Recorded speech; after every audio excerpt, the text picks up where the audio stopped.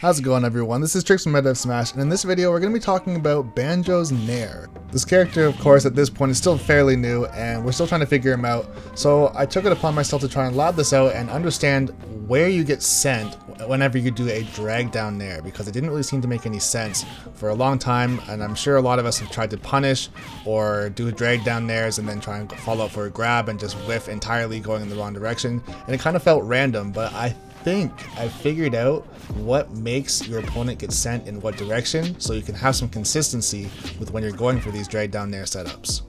So I found that when it comes to Banjo's Nair, it doesn't matter which way you are facing or which way your opponent is facing. He will always get put on the opposite side from which you started the Nair. It doesn't matter, like I said, if he's in front of you or behind you, he will always get put on the opposite side.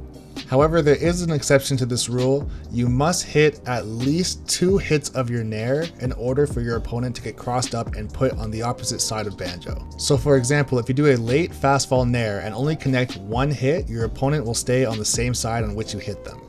I found that Banjo's Nair will probably come in most handy when it comes to ledge trapping your opponent when they roll on stage, because as you just saw, you can get them to cross you back up and be put right in front of you and then punish accordingly. I definitely wouldn't consider these setups to be true, but they'd most likely come in handy for at least a mix-up.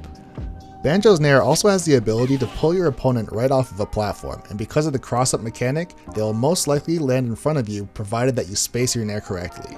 And with some practice, you can definitely get very consistent with this. Notice at the beginning of this Nair, Mario is on the right, and of course at the end of it, he ends up on the left. And just by simply being aware of how Banjo's Nair works, you're going to find yourself getting a ton more setups and follow-ups because you know where your opponent is going to get sent before the move even finishes.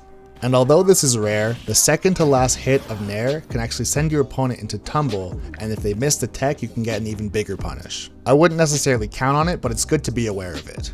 There are tons of small bread and butters or mix-ups that you can get out of understanding where Banjo's Nair is going to send your opponent. Just because of this cross-up mechanic, you'll be able to get a ton of little things like this and really be able to take Banjo's gameplay a lot farther. That's going to be it for this video. Once again, this is Trixx from Meta Smash saying thanks for watching the video, and be sure to subscribe to the channel for more videos just like this.